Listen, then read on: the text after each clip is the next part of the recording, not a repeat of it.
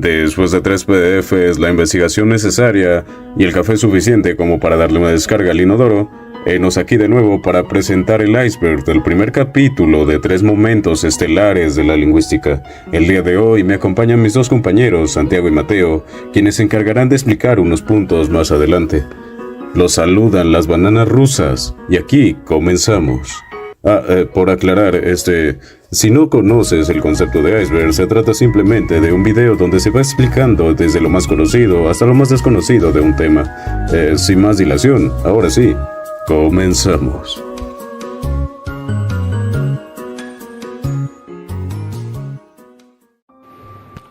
Los griegos. Se dice que los griegos tenían 2 grandes preguntas, el universo y el hombre, y cómo esto se podía relacionar. También los griegos fueron los primeros en especular sobre el lenguaje, aunque nunca estuvieron juntos de la filosofía. Para ellos el hombre no debía estar junto a esta. Platón.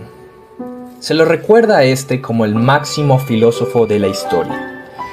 Platón, en sus diálogos como Cratilo y Teteo, da grandes aportes lingüísticos, además de ser el primero en dar la relación entre el objeto y el nombre.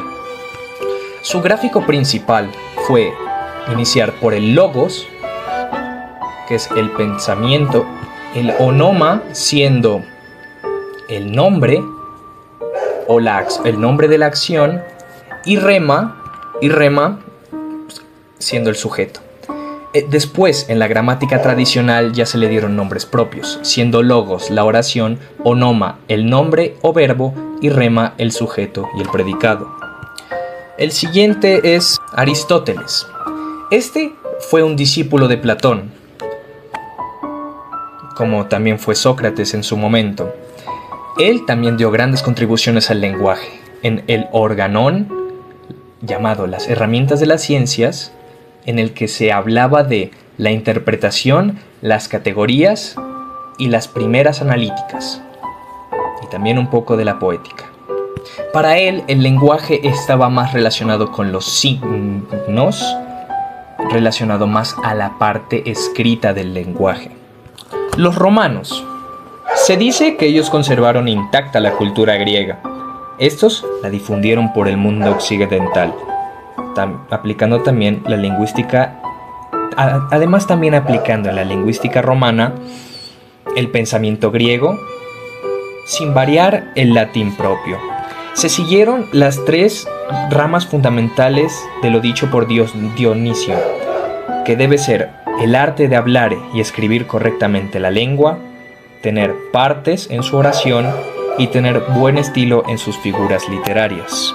En estos tiempos también alguien llamado Marco Terencio Varón hizo una obra que le dio origen a la etimología, donde la dividió en 3 estudios. Primeramente la etimología, luego la fonología, morfología y luego la sintaxis. Bueno, voy a hablar sobre los sofistas, los estoicos y la tradición hindú.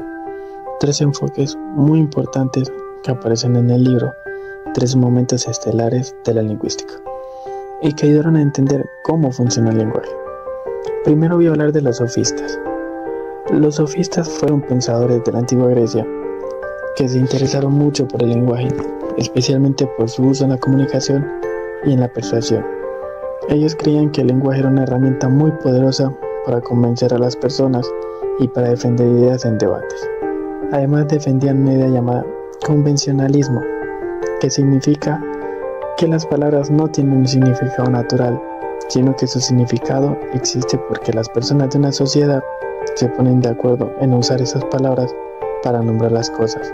Por ejemplo, un mismo objeto puede tener diferentes nombres dependiendo del idioma, lo que demuestra que el lenguaje depende de acuerdos entre los hablantes. Ahora voy a hablar de los estoicos. Los estoicos también fueron filósofos griegos, pero ellos estudiaron el lenguaje de una manera más lógica y más estructurada. se interesaron por la relación que existe entre las palabras, el pensamiento y la realidad. Para ellos, cuando una persona habla, no solo está produciendo sonido, sino que también está expresando un significado que se relaciona con algo del mundo real.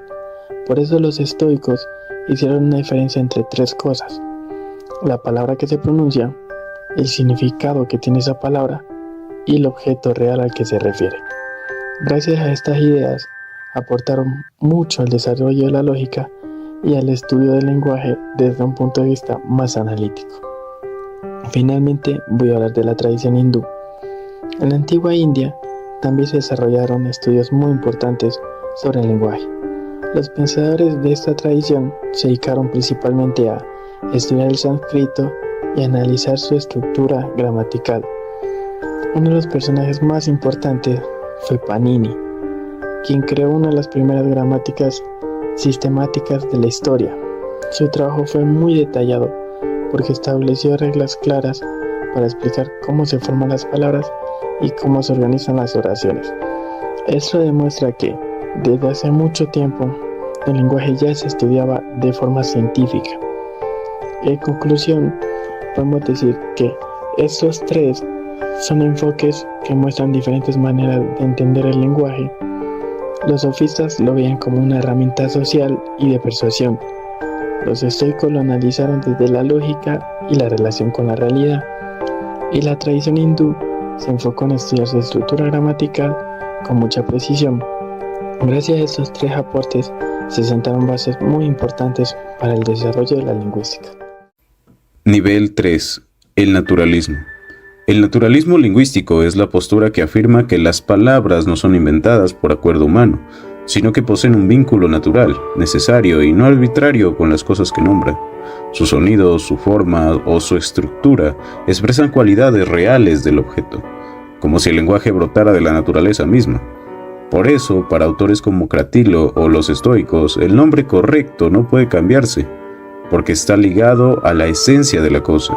Un ejemplo real de esta visión es la idea estoica de cómo el nombre Zeus expresa naturalmente la fuerza vital del dios, de modo que sustituirlo por otro rompería este vínculo natural entre la palabra y la realidad, mostrando hasta qué punto el naturalismo convierte el lenguaje en algo casi ontológico, cargado de necesidad y no de convención.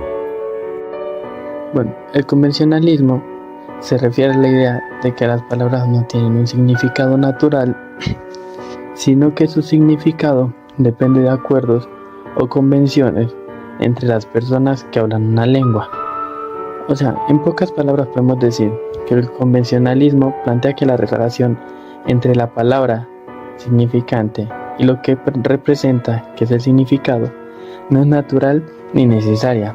Es decir, las cosas no se llaman así porque tengan que llamarse así, sino porque la sociedad ha acordado nombrarlas de esa manera. En la lingüística, esta idea aparece especialmente cuando se habla del pensamiento de Ferdinand de Saussure, quien explicó que el signo lingüístico es arbitrario. Esto significa que no hay una razón natural para que una palabra tenga un determinado significado.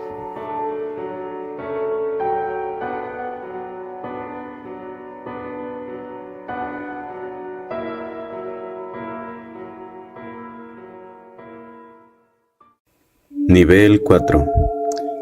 Analogía. La fuerza silenciosa del orden del léxico. En las capas visibles del lenguaje, la analogía parece un mecanismo simple, repetir un patrón para crear algo nuevo. Pero en las profundidades del iceberg lingüístico, la analogía es una fuerza casi biológica, un instinto de la lengua por buscar simetría. Como señala Martínez, en la lengua tiende a la economía, o como recuerda Ullmann, tiende también a la coherencia interna. Por eso, cuando un hablante acepta sin cuestionar un sustantivo como organización, no lo hace porque conozca su etimología, sino porque su mente reconoce el molde, ción, como sello de abstracción. La analogía actúa como un arquitecto invisible que mantiene el edificio léxico en equilibrio, replicando estructuras que ya se ha demostrado funcionan, Por ejemplo, si ya existen palabras como frutero o panadero, a nadie le sorprende que alguien diga cafetero para referirse a quien trabaja con café. La lengua simplemente sigue un camino que ya conoce. Por otro lado, tenemos a la anomalía, las grietas que revelan la historia oculta del lenguaje. En la parte sumergida del iceberg, las anomalías no son errores, son huellas fósiles de contactos culturales, tensiones históricas o innovaciones abruptas. Como sugiere la BOB, las desviaciones son ventanas hacia el cambio lingüístico. Un sustantivo como Wi-Fi que entra al español sin adaptarse a los patrones fonológicos ni morfológicos de la lengua, funciona como una grieta en el hielo, rompe la superficie para al hacerlo revela una presión del mundo exterior sobre el sistema lingüístico. Las anomalías son recordatorios de que la lengua no es un sistema cerrado, sino un organismo permeable. La palabra club, por ejemplo, que conserva su consonante al final y no opta por una forma española como clube, muestra una anomalía fonológica que evidencia su origen extranjero.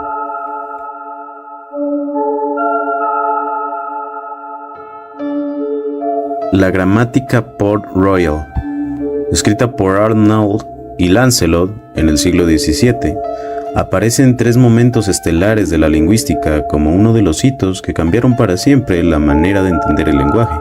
Su aporte central, según Robbins, es la idea de que todas las lenguas comparten estructura profunda común, porque el lenguaje no es un invento arbitrario, sino una expresión directa de las operaciones del pensamiento humano.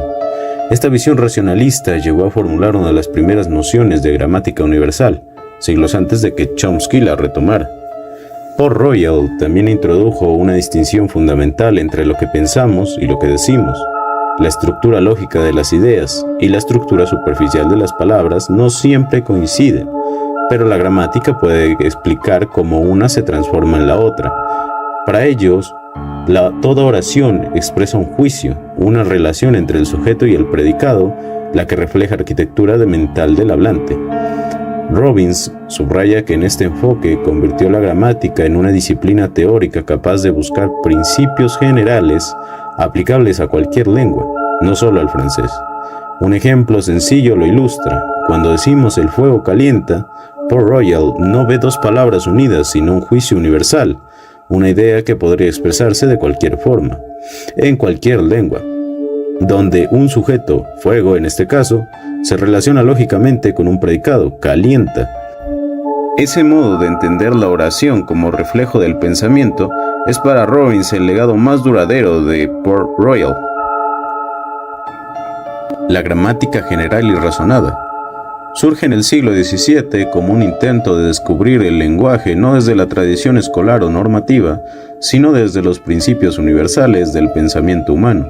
Escrita por Anthony Arnauld y Claude Lancelot, esta gramática parte de la idea, propia del racionalismo cartesiano, de que todas las lenguas comparten una misma estructura profunda porque todas expresan mismas oraciones de la razón. Su conformación se basa en tres pilares. El primero, la convicción de que la oración refleja un juicio, es decir, una relación lógica entre el sujeto y el predicado. El segundo, la distinción entre ideas y palabras, lo que permite separar la estructura mental de la lingüística.